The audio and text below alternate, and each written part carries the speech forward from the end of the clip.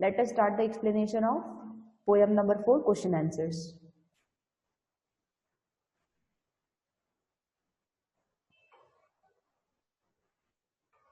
Name of the poem is It's the Africa in Me. Question number 1. How does the poet expresses her love for Africa? How does the poet expresses her love for Africa? Poet अपना love किस तरह से express करती है Africa के लिए, जो उनकी कंट्री है उसके लिए उनका जितना प्यार है वो किस तरह से एक्सप्रेस करती है. The poet expresses her love for Africa by making it an integral part of her personality.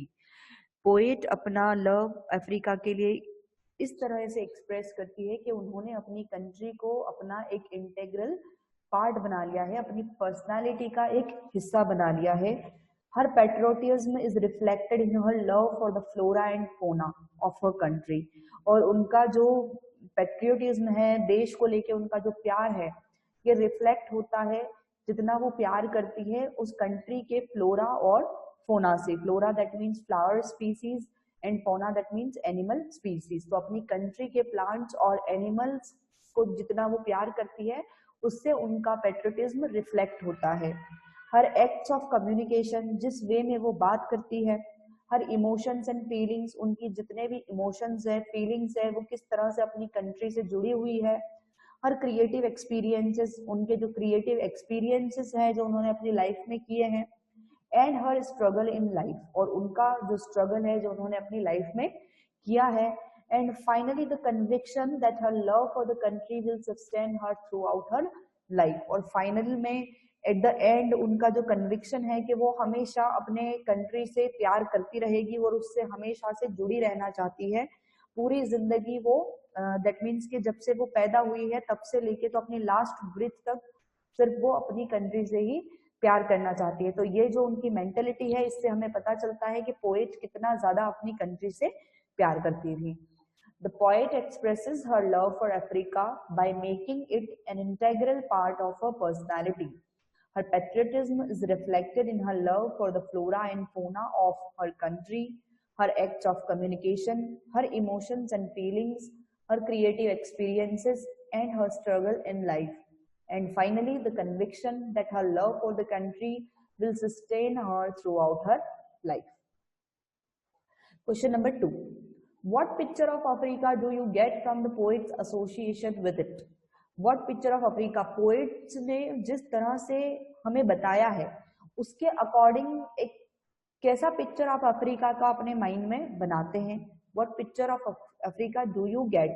किस तरह का पिक्चर आपके दिमाग में आता है from the association with it, poets association with it. जिस तरह से पोएट ने अपना प्यार एक्सप्रेस किया है अपनी कंट्री के लिए और वहां की चीजों के बारे में जैसे बताया है, तो उसके हिसाब से आपके माइंड में किस तरह की चीजें अफ्रीका को लेके बनती हैं.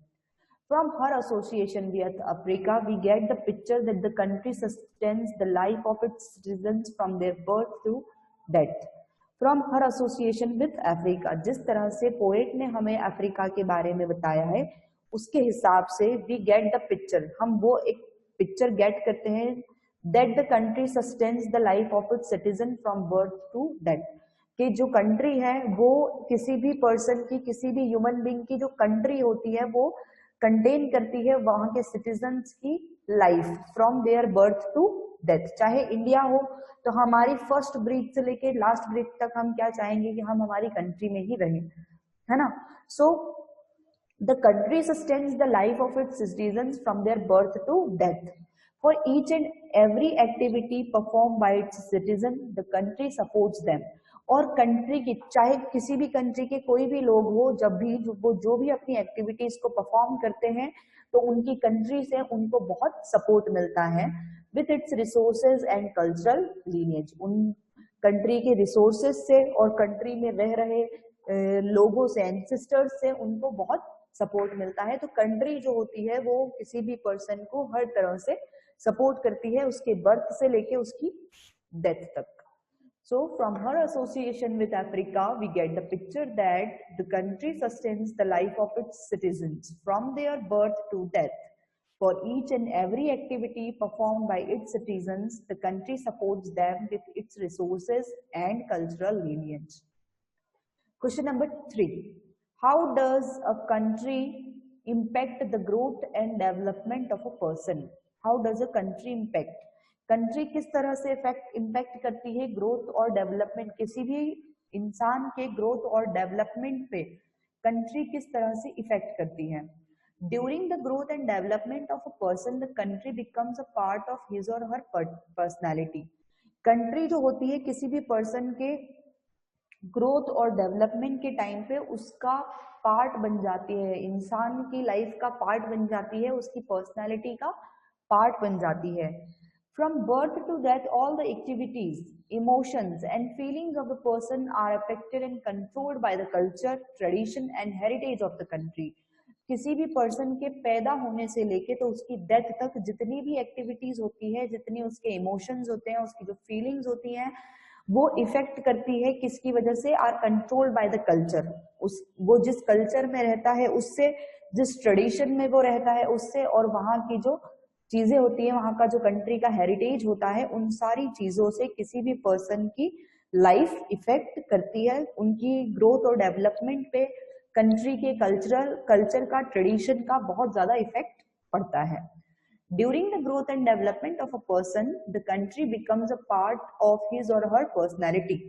From birth to death, all the activities, emotions and feelings of the person are affected and controlled by the culture, tradition and heritage of the country. Question number 4. What are the different aspects of the poet's life that the poem presents?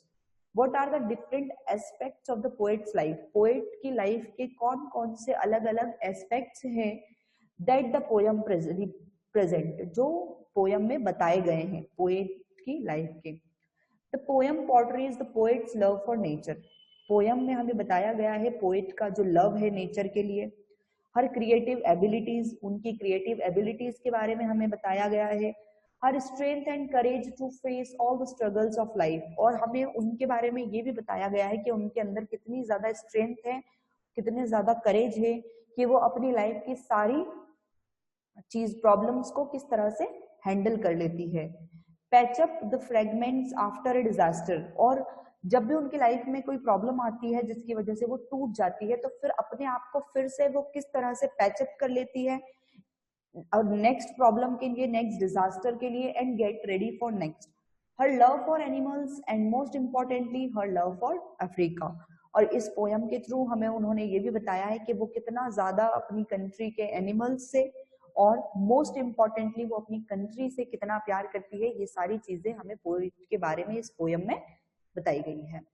The poem portrays the poet's love for nature, her creative abilities, her strength and courage to face all the struggles of life, patch up the fragments after a disaster, and get ready for next. Her love for animals and most importantly, her love for Africa. Last question of this poem. What are the similarities that we find between the life of the Africans and that of other developing countries? What are the similarities? क्या similarities हमें पता चलती है that we find between the life of the Africans? African की life में और जो दूसरी डेवलपिंग कंट्रीज है उनकी लाइफ में क्या सिमिलरिटीज है? डेवलपिंग कंट्रीज दैट मीन्स ऐसी कंट्रीज जो अभी डेवलपिंग है, वो पूरी तरह से डेवलप नहीं हुई है. जैसे कि इंडिया, हमारी जो कंट्री है ये भी अभी डेवलपिंग कंट्री है, डेवलप नहीं हुई है. लेकिन अमेरिका जो है वो डेवलप्ड कंट्री है, वो डेवलप हो चुकी है. तो बहुत सारी ऐसी कंट्रीज है जो डेवलप अभी तक नहीं हुई है, वो डेवलपिंग कंट्री में आती है. हमारी कंट्री जो है वो भी डेवलपिंग कंट्री में आ रही है. तो क्या सिमिलरिटीज हमें देखने को मिलती है अफ्रीकन की लाइफ के बारे में और जो दूसरी डेवलपिंग कंट्रीज है उनके बारे में? In the life of the Africans and that of the other developing countries, we find the presence of rampant poverty. Developing country का सबसे, डेवलपिंग कंट्री की और अफ्रीका की जो सबसे मेन सिमिलरिटी है वो है पॉवर्टी. वहां पे गरीबी बहुत ज्यादा है, मतलब लोगों के पास एम्प्लॉयमेंट नहीं है. लैक ऑफ प्रॉपर इंफ्रास्ट्रक्चर, बहुत सारी डेवलपिंग कंट्रीज ऐसी है जहाँ पे रोड्स वगैरह नहीं बने हुए हैं, अच्छी अच्छी इंडस्ट्रीज, बहुत बड़ी बड़ी इंडस्ट्रीज नहीं है, टेक्नोलॉजीज वहाँ पे बहुत अच्छी, जो बाहर की कंट्री में बहुत नॉर्मल हो चुकी है यूज करने में, वो हमारे यहाँ पे अभी आई भी नहीं है। तो यहाँ का जो इंफ्रास्ट्रक्चर है वो भी प्रॉपर नहीं है। Rural areas surrounded by flora and fauna, rural areas जो विलेजेस होते हैं, जो गांव है, वो सिर्फ और सिर्फ फ्लोरा और फोना से कवर किए हुए हैं। And the strong belief of people in the cultural traditions, और डेवलपिंग कंट्रीज के जो लोग होते हैं, जैसे हमारे कंट्री के लोगों को अगर हम देख लें तो हम रिलीजियस चीजों में बहुत ज्यादा बिलीव करते हैं, हम साइंटिफिक चीजों में बहुत कम बिलीव करते हैं। तो ये सारी सिमिलरिटीज है जो अफ्रीका और डेवलपिंग कंट्रीज के बीच में कॉमन है। Understood? In the life of the Africans and that of the other developing countries, we find the presence of rampant poverty, lack of proper infrastructure, rural areas surrounded by flora and fauna, and the strong belief of people in the country's cultural tradition. So here we have completed the question answers of poem number 4. So now let us start the question answers of chapter number 8.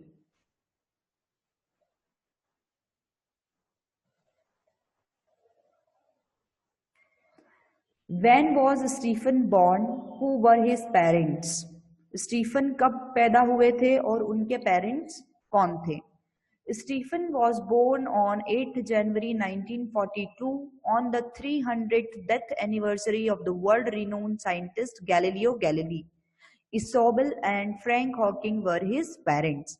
Stephen was born on 8th January 1942. Stephen पैदा हुए थे 8th January 1942 में on the 300th death anniversary of the world-renowned scientist Galileo Galilei. और 8 जनवरी 1942 को, जिस दिन वो पैदा हुए थे, उस दिन वर्ल्ड के बहुत ही फेमस साइंटिस्ट गैलीलियो गैलीली की 300 डेथ एनिवर्सरी थी और उनके पेरेंट्स का नाम था Isobel and Frank Hawking. Stephen Hawking के जो पेरेंट्स है उनका नाम था Isobel and Frank Hawking.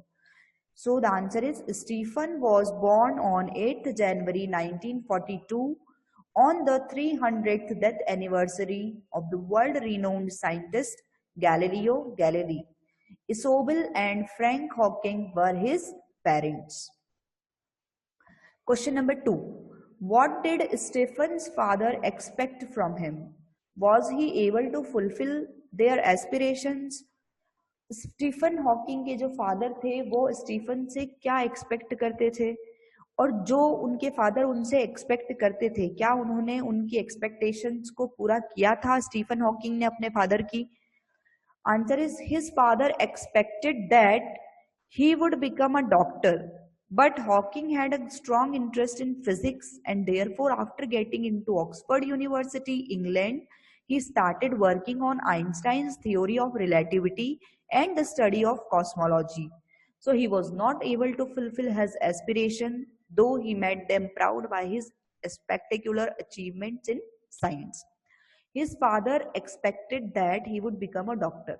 Stephen Hawking के जो फादर थे वो एक्सपेक्ट कर रहे थे, वो चाहते थे कि स्टीफन हॉकिंग जो है वो बड़े होके डॉक्टर बने, but Hawking had a great strong interest in physics, लेकिन स्टीफन हॉकिंग को सबसे ज्यादा इंटरेस्ट फिजिक्स में था और डॉक्टर बनने के लिए इंटरेस्ट की जरूरत होती है बायोलॉजी में।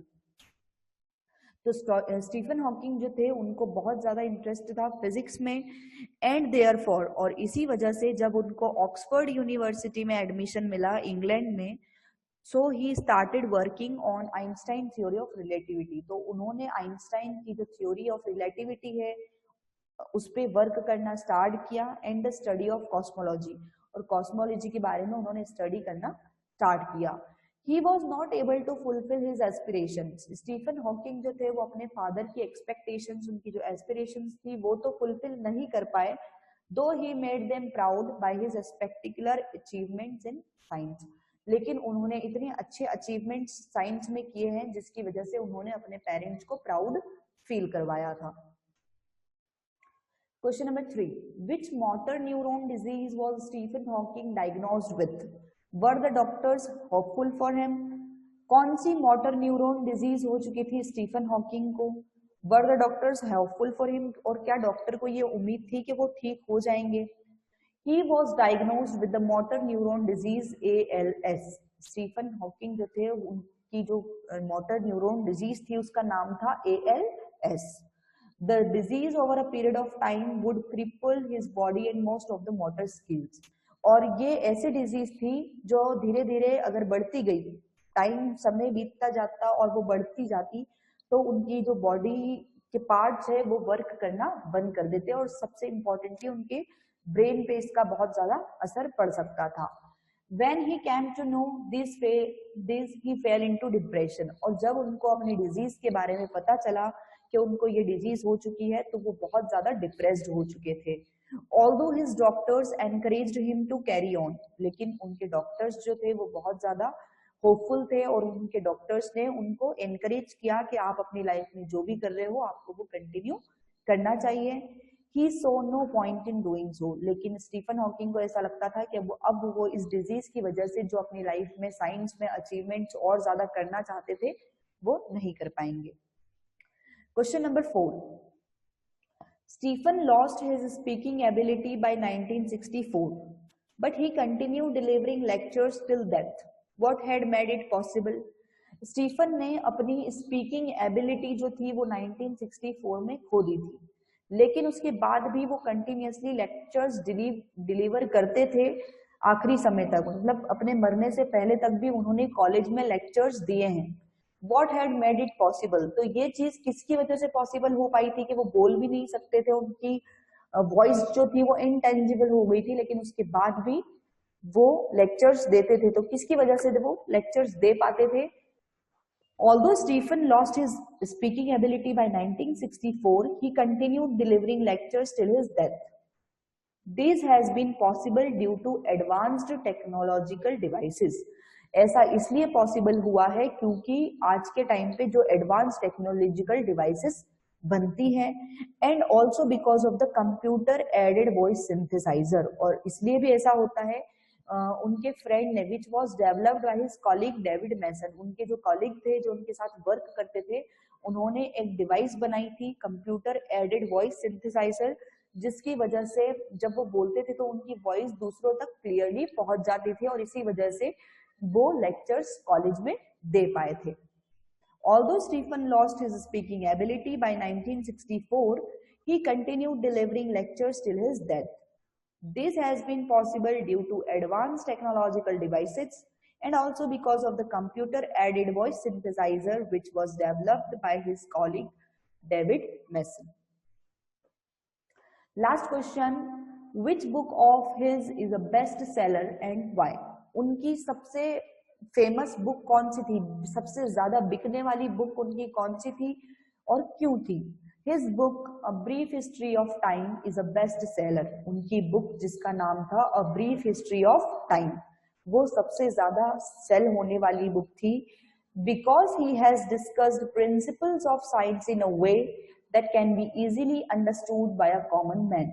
और ये बुक इस सबसे ज्यादा फेमस इसलिए हुई थी क्योंकि उन्होंने साइंस के जो प्रिंसिपल है वो इस वे में उस बुक में डिस्कस किए थे, एक्सप्लेन किए थे कि वो कोई कॉमन पर्सन जो कॉमन मैन हो, जो साइंस के बारे में ज्यादा नहीं जानता हो, वो भी उसको समझ सकता था.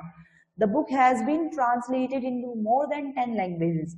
और इस बुक को 10 लैंग्वेजेस से ज्यादा लैंग्वेज में ट्रांसलेट किया गया था. Being a very popular book, millions of its copies have been sold over the world. और क्योंकि ये बहुत ज्यादा पॉपुलर बुक हो चुकी थी तो इसकी मिलियंस ऑफ कॉपीज बेची गई थी पूरे वर्ल्ड में. Okay, so here we have completed the question answers of all the chapters.